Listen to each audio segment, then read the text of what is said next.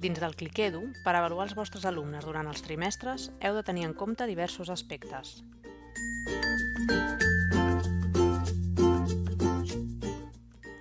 Si teniu activada aquesta herència, obtindreu el càlcul de la nota final del trimestre a partir de notes organitzades i ponderades en 3 nivells. En funció de la decisió de l'escola i d'acord amb inspecció, podeu avaluar les dimensions i les competències de les dimensions de les vostres matèries. Recordeu que Cliquedu us permet treballar amb diferents rangs de notes durant els trimestres.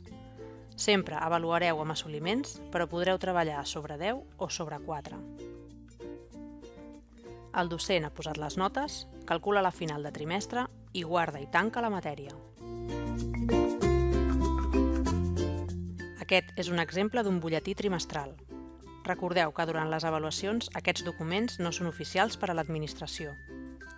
Si voleu que les matèries s'organitzin per àmbits, activeu l'opció Agrupament de matèries en àmbits oficials des de Administració, Acadèmic,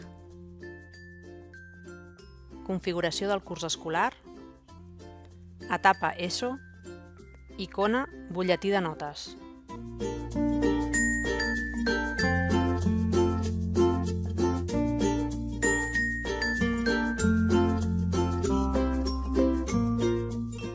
Des d'aquesta mateixa pantalla podeu activar que l'historial es mostri la columna de l'avaluació final al tercer trimestre.